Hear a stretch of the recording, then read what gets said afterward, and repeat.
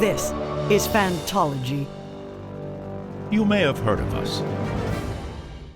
All right, what's up, fantasy book fans? This is Stephen, your host from Fantology, along with my lifelong friends, Ben, Ryan, and Josh.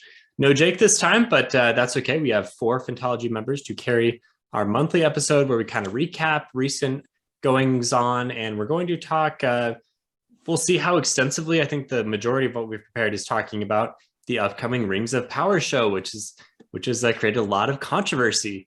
So what's up, guys? And are you ready for this one? Yes and no. Yeah. Good. The last time we ventured into this, it did not end well. The whole culture war thing. I don't think it ended poorly. We found a lot of trolls, but we also found a lot of people who said they appreciated it. And personally, I didn't really care what any of the trolls said about us. And I don't know if you guys did, but I thought it was fine. And for reference, you guys are talking about the video in which you posted refuting a lot of claims against the Wheel of Time TV show that were pretty false. Yeah, our Wheel of Time defense episode, or there's a series of episodes where we did a lot more research for that one. This is not going to be nearly as extensive, but we do want to talk about some Lord of the Rings things that are going on, and a lot of what the fan base, as expected, or unfortunately as expected, has turned toxic immediately. Seems like that's kind of what we can expect nowadays from fan bases when adaptations are made. Yeah. And I'm just gonna say, we went until episode in between episode 5 or 6. I think that's when we. I think it was after 6. After 6 episodes. Yeah. So we are preemptively doing this because we have exactly 60 seconds of Prime Video release footage of the trailer right now to work with. So it's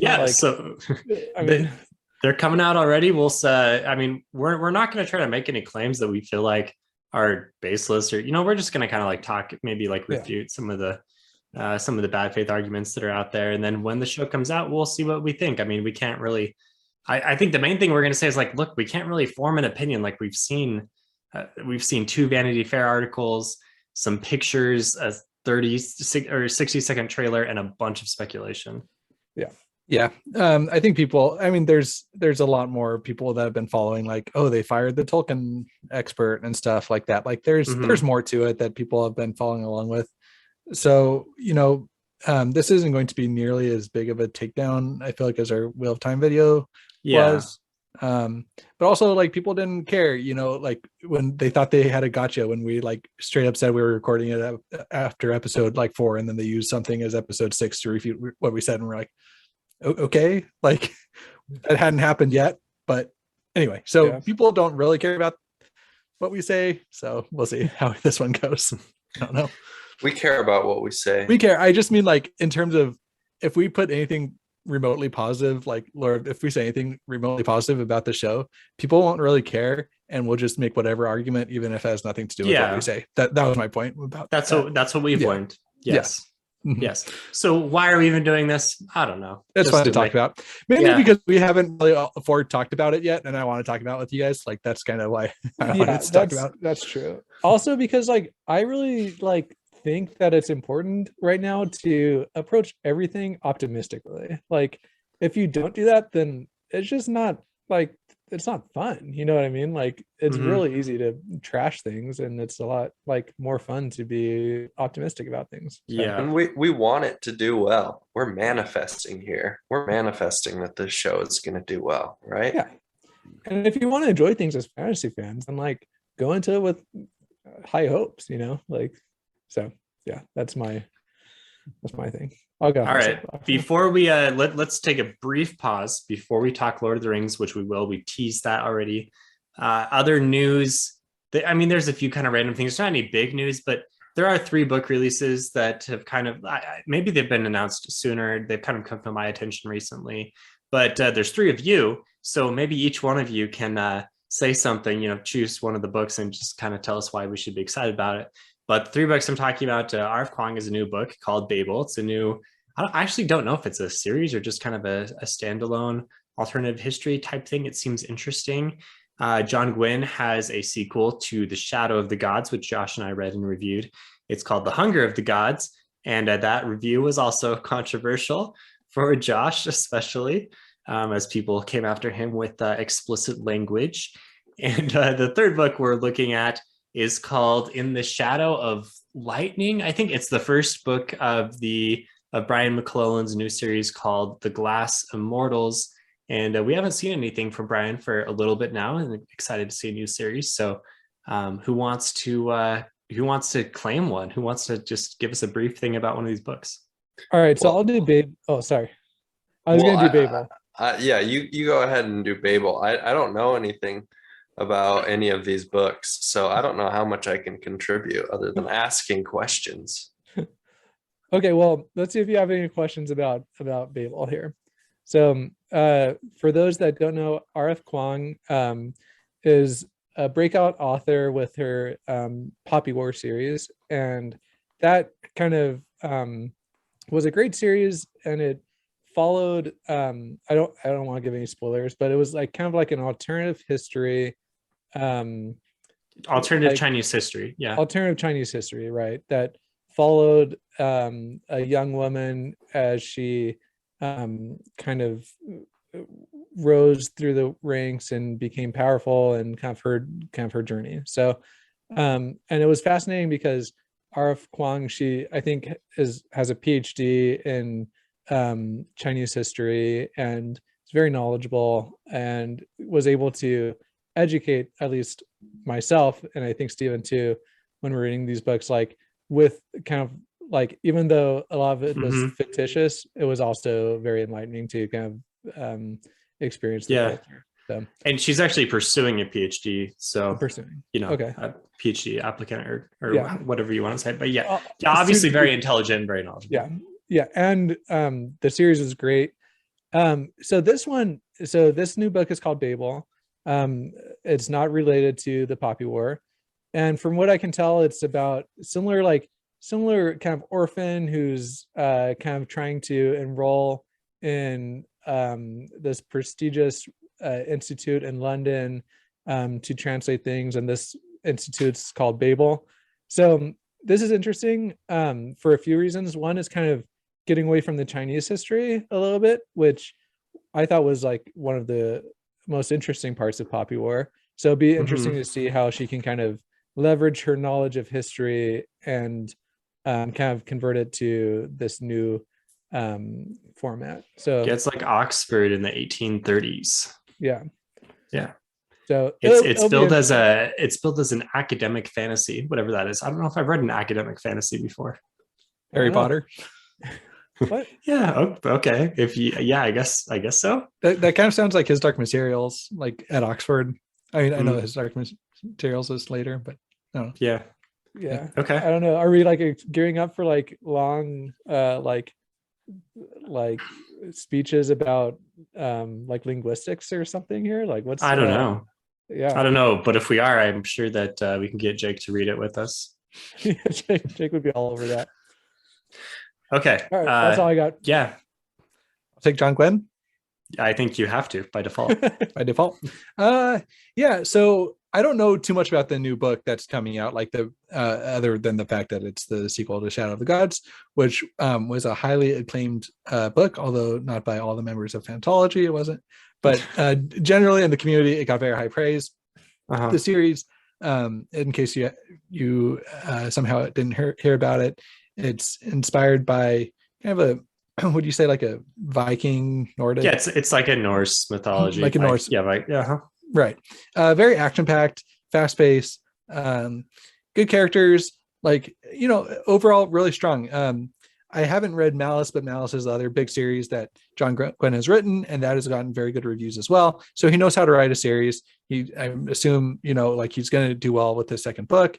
And Shadow of the Gods was a good book. Like, I think I can't remember exactly what scores we got it, but I'm excited to keep reading. There were some issues that I had with it personally that you can go watch our review to find out about. But I'm excited. I think that this is going to be a good release for this year. And I remember it having high hopes for the second book. And so I'm excited that that's coming out. And anytime we get fast turnarounds like this, I think it's good for the community and keeps it engaged. Is this a trilogy? I don't know. It seemed like the first book seemed like it was setting up for a trilogy, but I let me Google that. I think I want to say the other series he has written have either been 3 or 4 books, maybe 3. I mean, we haven't read his other stuff, so we're coming off as like complete novices right now. Yeah, I will say the one thing I know about this series are the dramatic covers. So that's it is referred to as the Bloodsworn trilogy. So I'm assuming it's a planned trilogy. Okay. Throw a curveball in there. Do 4 books. Yeah. But anyway, yeah. So that's the summary of that book. And the covers are quite dramatic. The first one had a huge, massive dragon dwarfing a human. Probably like a 50-to-1 ratio for the dragon to the human scale. And the second book has like a big werewolf type creature in the same manner, dwarfing humans. Okay, Ryan, tell us about Brian McClellan. Well, I've just read his 2 previous trilogies, which are both set in the same world. And I can't remember the name of the worlds that they're set in, but both of them were great. I like them a lot. And Brian McClellan, he's somehow, was he an associate or is an associate of Brandon Sanderson? He was like I think he was a student, and he's just kind of, and they've, they're obviously correspondents and they know each other. Yeah. So, I mean, I think he kind of has similar world building to Brandon, and that he has hard magic systems, and the magic system of his previous series, there are kind of 3 different magics. The one that I found the most interesting was they snorted gunpowder for to gain strength and like endurance, and it was really cool. So I'm personally very excited to hear about what he's been working on, and this is the first I've been hearing about it, is literally for this episode. So I want to hear from Steven what he knows about it.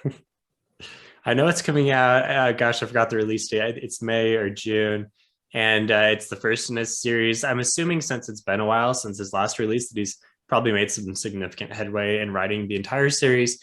And the little synopsis that I saw, the unique take on this one is that magic is like a limited resource that is running out. And there's a bunch of, deceit and politics in play in this kind of fantastical city, right? And they're trying to work, it sounded kind of like it wasn't a heist, but kind of had like some kind of Mistborn feels to it. I mean, this is just from the little blurb that I kind of skimmed through this morning. Anyway, it did sound pretty cool, and it's coming out this summer. And the cool thing is about all 3 of these, well, I mean, fingers crossed for Babel, but we already have an arc for the Hunger of the Gods, and we're looking good for an arc for the Shadow of Lightning. I'm gonna have to kind of get that title straight in my head, but the Brian McClellan book, we're looking good for an arc there. And I mean, the R.F. Kuang's book doesn't come out until August, so it's probably a little early, but hopefully we're able to go there as well and get some advanced reviews out. And Stephen, when you say arc, that means advanced reading copy, right? So for the audience, right. Yeah, it means we're cool. Yeah, because we email publishers and ask for these things. That's right. Because we ask. You'd be surprised what you can get if you just ask. Oh, yeah. If you just really want like a advanced reading copy of something, just go through, publish a couple 100 episodes of a podcast, and then you will have all the credentials you need. That's right. And as people know from watching our Wheel of Time reviews, we are just like total paid shills for Amazon. We're doing this for the buku bucks. So the ARCs are just another great privilege that has been bestowed upon us as corporate shills of Amazon. So you can't lose that access, as so many YouTubers are wont to point out about the Amazon OneRing.net or whatever. All right. I mean, we've kind of talked around it. Let's talk about Lord of the Rings for a bit, and then we can. Can I just pitch one more thing? Yeah. So my recent obsession has been the TV show Severance, which is kind of a dystopian, has some sci-fi elements. It's on Apple TV, Apple TV Plus, I think it's what. Anyway, it's really good. I've been raving about it. But not all the episodes are out, right? No, only 3 episodes are out as of time of recording, which we should get this out before the 4th episode comes out. I think there's planned 9 in the first season. Okay. Anyway, there's some sci-fi elements, some dystopian elements. It's really cool. Go watch it. Yeah. Steven said it was kind of slow. I haven't seen it yet. It is kind of slow. Yeah, it's a slow burn. It's some, I don't know, Ben, you can jump in. Well, I was gonna say, though, I pitched it to my boss. And I was like, "Look, it has Ben Stiller as like the producer and Ben from director." I think it's his directorial director. review. Yeah. Yeah. And then I was like, "So you think it'll be funny, but it's like not funny at all." So well, there's some funny moments in there. Sure, everything, but it's kind of weird because the funny moments almost make the tone like more ominous because it's like they don't really fit, but they don't fit in like a good way. I don't know. Yeah, it has a definite unique tone. I'd encourage people to go check it out. That's my pick. It's my little maybe. I mean, I'll probably watch it once it all comes out. I don't like waiting for this is a fun show that you can like theorize and you get like clues every episode. The other problem is I don't want to pay for Apple Plus and for the whole time. Like I don't have anything else to watch on there, so it doesn't make sense. That's a good point. There's a lot of good things to watch on it, but that's a good point. I've seen the other ones. It does remind me kind of of Lost when you're like trying to theorize between each episode, at least me and Josh have been theorizing with each other. Theorizing does sound fun. Okay, I'll think about it. It's quite fun. I posted a Reddit post last night that has some good karma. Did you? Nice. I got called a genius on the thread. So some have referred to you as genius. So, yeah, one person on Reddit referred to my post as genius. Yeah, put that on your resume. Oh yeah. All right, so Lord of the Rings. We were planning on just like watching through the trailer, and you can. I mean, this is not a new thing. It came up for the Super Bowl, which was 2 weeks ago now. But it might be kind of a good starting place to kind of get the juices flowing. So I'm gonna let's see if we can engineer that. I will share my screen here, and hopefully this comes through in the actual recording. Okay, so I'm sharing. You guys can see, yes? Yeah. Okay, now do we want to pause this at certain times and talk about it or just watch it?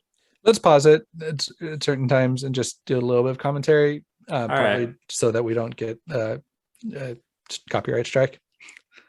Oh, okay, fair enough. Yeah, okay. Let me know when you want to pause then, and I will play now.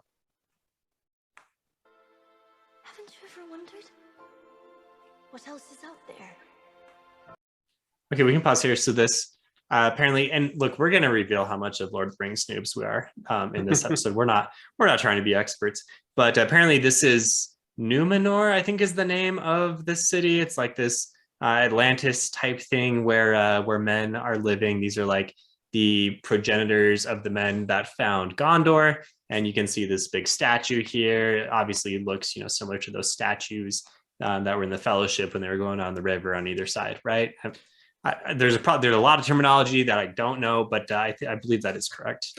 Yeah, to me, this looks Jackson-esque. For everybody, I've read some quotes that this is going to be taking some design cues from the Jackson movies, but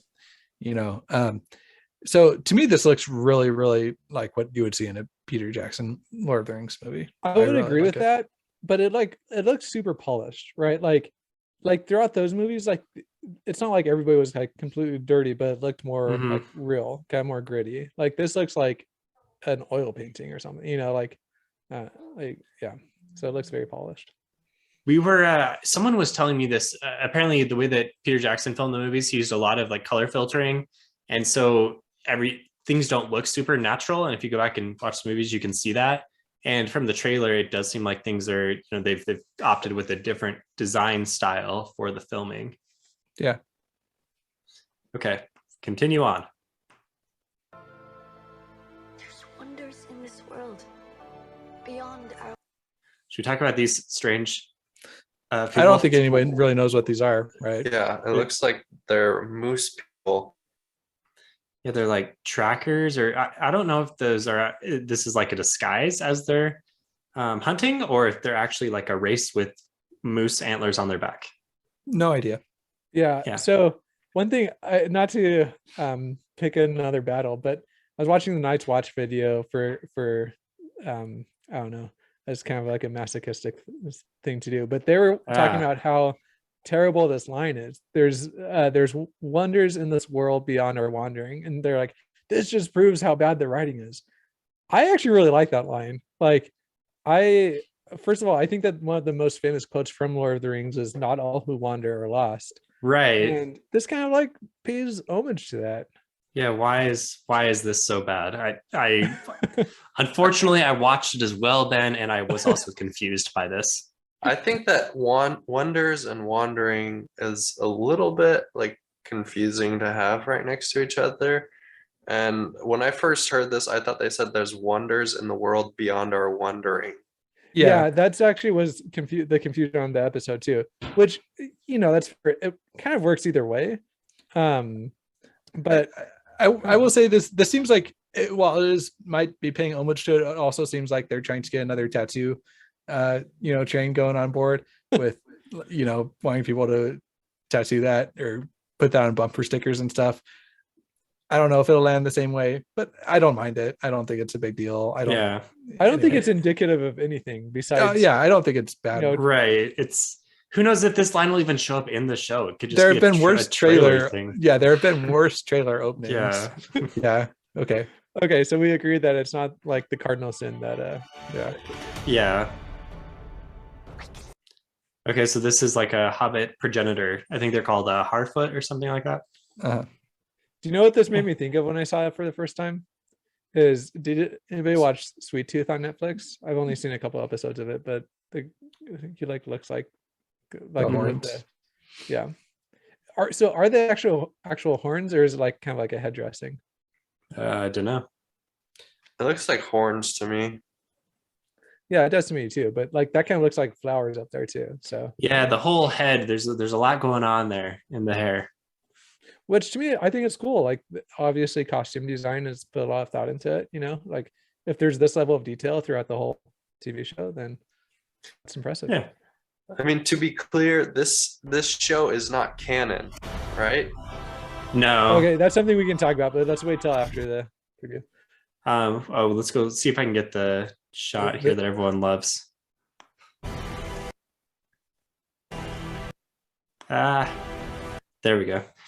No, it's not canon, Ryan. It's like, I'm probably going to mess up some of the details here, but they only have rights to some things, and the things they have rights to are mostly just like kind of this filler time period in the Second Age where there's not a lot of Tolkien stories right now, and apparently the rights have been sold in different chunks. And if you want to know more about this, look on the internet, because that'll tell you more than I can off the cuff.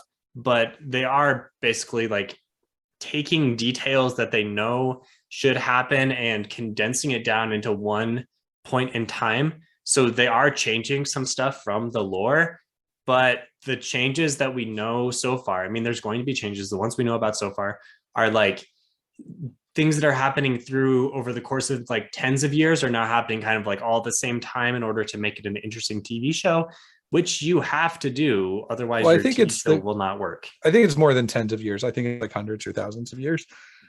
Yeah, it could be that. I mean, we don't know. Yeah. We don't know, but yeah, that the Vanity Fair article talked about it a bit. Yeah, and so to kind of go back to this scene, there's a lot of criticism that like obviously the CGI on her hand, like she kind of, I don't know if you can see it a lot better in the live than like if you actually watch the video for yourself, but like her hand kind of like moves on the knife in an unrealistic way. So there are things that be polished up. I think that this is a function of like Amazon being like, we need a trailer ready by Super Bowl, and they're like, oh crap, like okay, let's do it.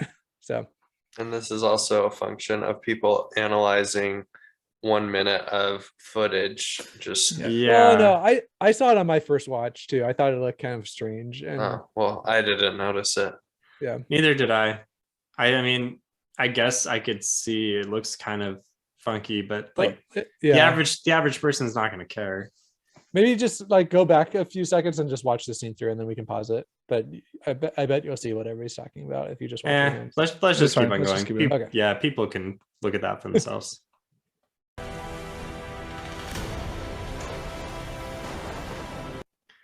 Okay, went a little too far, but anyway, apparently there's another character who's like a human character, that Galadriel was the character climbing up the waterfall, and she's going to meet up with this guy Actually, I think Isildur is involved at some point, like the Isildur who, goes and chops off Sauron's fingers there and takes the ring and all that at the beginning of the Fellowship. I think that might be him on the boat, but I can't remember. Anyway, this next scene is one that people like to talk about because look, we have a black elf and everyone's mad about that. Oh, no. We'll wait to talk about that until after the trailer. Yeah, that's a whole so discussion point. That's the thing. But he does some cool stuff where he's catching an arrow and notching it and shooting it. Like that seems pretty elvish to me. 10 out of 10. I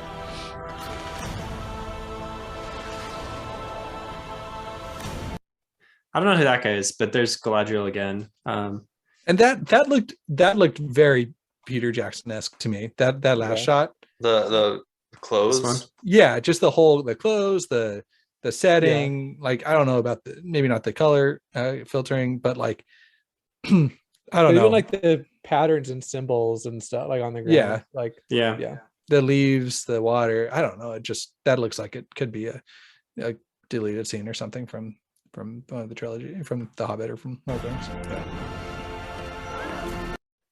Yeah. Okay, so I mean, not great. Yeah, it kind of this reminds me a lot of The Hobbit with kind of cheesy CGI. Yeah.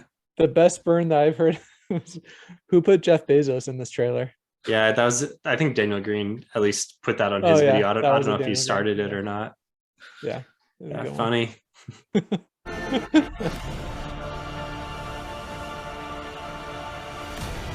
I guess there's a lot of scenes like this. Was that Isildur? No, this is Elrond. This is Elrond, right? Oh, duh. Okay. Yeah, that's Elrond. Short hair Elrond, and everyone's mad. Yeah. It's like a younger Elrond. He's not the esteemed statesman at this point. He's kind of a younger, hot-headed elf.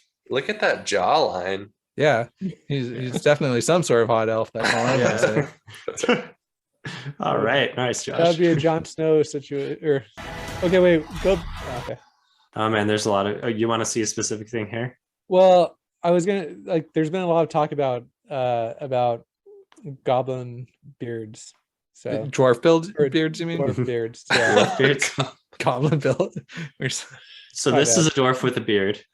Yeah. And where's it's not even showing up on the timeline here. I can try to stop it. It's good. Okay, you saw it. Yeah, she didn't have a beard. Okay, that's all right though. And apparently they're supposed to. So I mean, there was a lot of scenes there, and I think that's the end. Yeah, that's in the trailer. I mean, I don't know that how much we can really tell from all this, right? I do think that this battle scene looks pretty cool, and it looks like, here we are fighting some orcs or something. Like this looks a lot like the Lord of the Rings that we've seen before, and I'm excited to see this. Yeah. Oh, yeah. That looks awesome. It does. Okay, any other shots you want to see, or I'm gonna stop sharing? Yeah, I think you're good.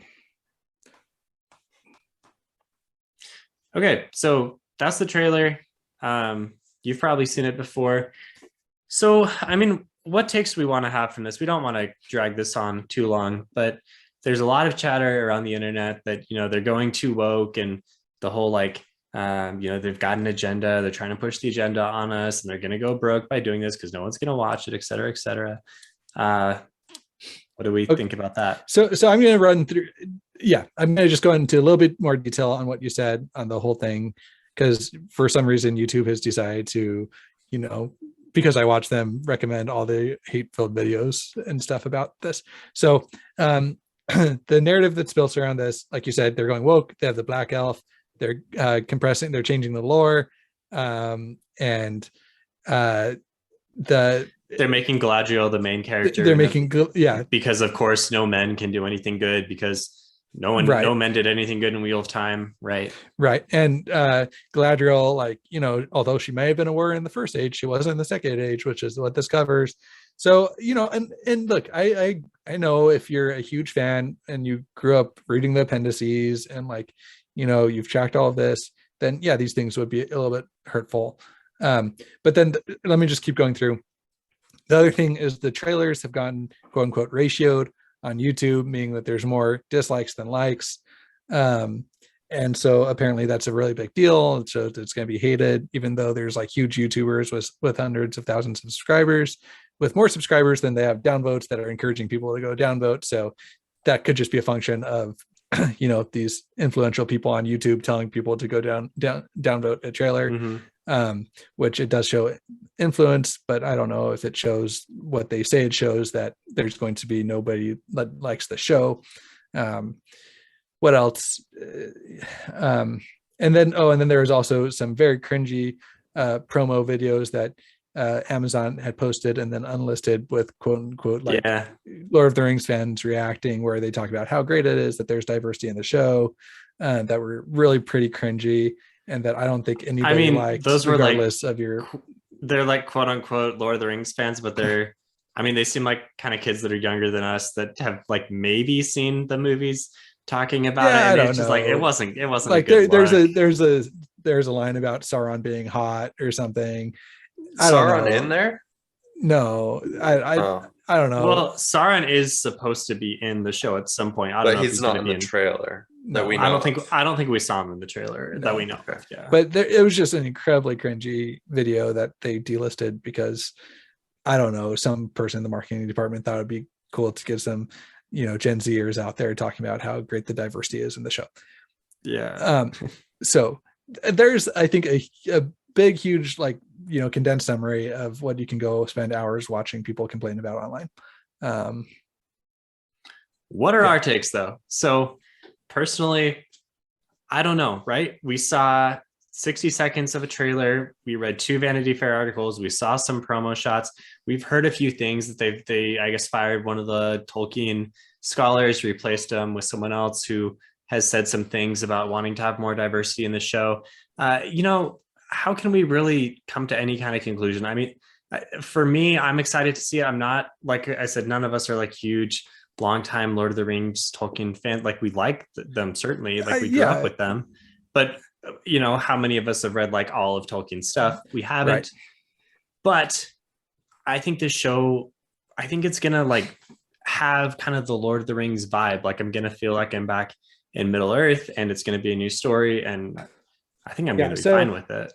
I think that we have to take one thing that Rafe said, he's the showrunner for Wheel of Time, was that look, they're not appealing to the hardcore fans, and that is kind of like a tough thing to swallow for a lot of people.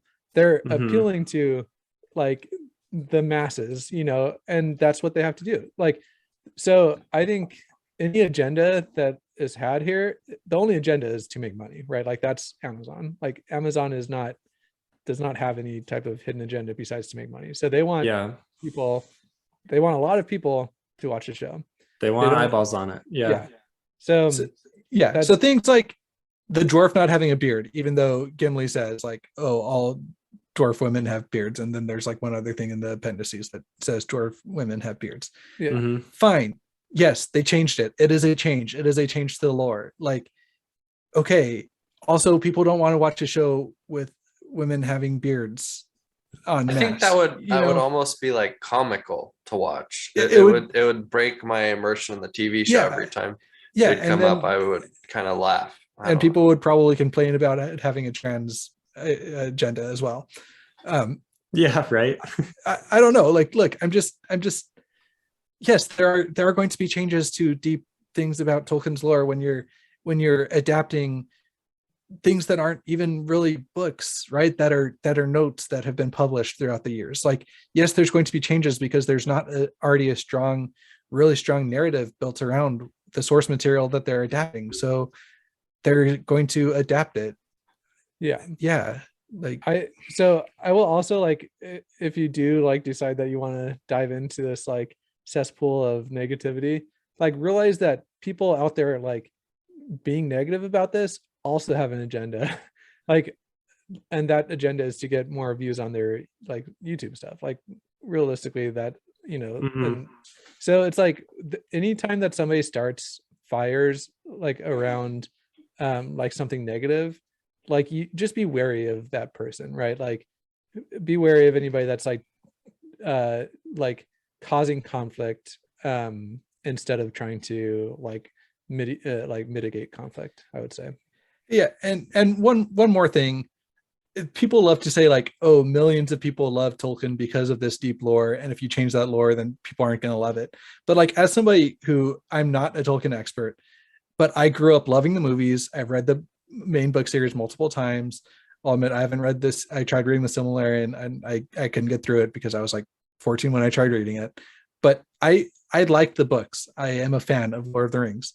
And yes, I remember Gimli's thing about dwarf women not having beards, but I like I probably wouldn't be able to tell you for sure if that was like a joke or not. Like if you have asked me 2 years ago if dwarf women had beards in Lord of the Rings, like I wouldn't be able to tell you. And so that level of lore is not why I love Lord of the Rings. I love Lord of the Rings because it like transports you into another world that is fun to imagine being in, and the character of Frodo and Sam and Gandalf and Aragorn, like they're amazing characters with amazing character journeys. Like that is why millions of people love Lord of the Rings. And yes, there is amazing lore behind it, and that is why some people love Lord of the Rings. But that is not why it appeals to the masses. Like, I'm sorry, it's not. It's why it appeals to some people, but not most people. So the fact that they're changing these deep lore things, like that's not going to cause tons of people not to love it, and that's not going to be a reason why most people choose not to watch it. There's my little rant about these deep lore changes. Can I say that as Lord of the Rings fans, I feel like we've been spoiled already with the first Peter Jackson trilogy. I think that is considered a good interpretation of Tolkien's works, and I think the casting was amazing. The design choices were great. I think that it was at a time maybe where people weren't quite as picky about exactly getting every nitpicky thing right, and so I mean it's already been great. I think it's going to be hard for, in my mind, to get to have these totally new characters be cast and have them be cemented in my mind as much as Sean Bean is for Boromir, or Viggo Mortensen as Aragorn, and all these characters that came before them. But I mean, I think that I like what Ben said. We should be hesitantly optimistic about anything in fantasy. Just, I mean, we aren't gonna. I don't think we're gonna have a significant change on the creative decisions for this show at this point. And I think that you can nitpick things here and there, but I mean, I'm looking forward to it. Even if the trailer it looked okay to me. It didn't look like amazing. I probably wouldn't watch it if it wasn't related to Lord of the Rings, unless I like heard very good reviews about it. But because it is, I am looking forward to it. And the only thing as far as casting goes, I would only be upset about something if, to me, it broke the immersion in the show, in which I was consistently being distracted by something. Yeah. And for me, I don't make a big deal, at least in my mind. We see black people, white people, whatever ethnicities. You see all sorts of different people in all sorts of situations. So it's just become so commonplace in my mind that when I see it in a show, it doesn't distract me. And I imagine if you make a big deal out of it in your life, and when you see these things, then it becomes a big deal to you when you watch it in shows. Yeah. Why choose to be offended by these things? Or like, why why not have a positive attitude in general? Like my kind of life philosophy is like, let's just kind of be positive and think that, like Ben said, like it might be good. Like it's possible that it might be good. So maybe we should just like wait and actually see the show before jumping to these really like inflammatory and offensive opinions that are out there on the internet. So I don't know why people choose to get all bent out of shape over these things. I think the show, the trailer looks like it might be good, but we don't know, right? So let's wait and see. I think the thing for me, like, I don't know what the story is going to be. No one really knows what the story is going to be. Yeah. And if the writing's good and there's an engaging story, and I'm like, oh my gosh, what's going to happen next week on Rings of Power, then I'm going to really enjoy it. But if it's kind of like a combobulated story and it seems like it's going nowhere and I'm not invested in it, that's where I'm going to have an issue with it. But I'm not necessarily going to care that, you know, the dwarfs don't have beards or it's breaking some tiny like minutia of lore thing that most people don't even know about. Yeah, and I think that is that's a good point. Is that when shows don't have a lot of content and they need to kind of expand the content, like expand on something that's not there, then it just becomes so dependent on how good the writing is. And I think that was just a huge shortcoming to the Hobbit trilogy, is that they just tried to make too much out of too little, and it became too dependent on the writing, and so nobody really like cares that much about the Hobbit trilogy. At least I haven't met anybody who talks about it. I think that having one book for one movie in the first trilogy was great. And I think the books are pretty good length to be adapted to movies.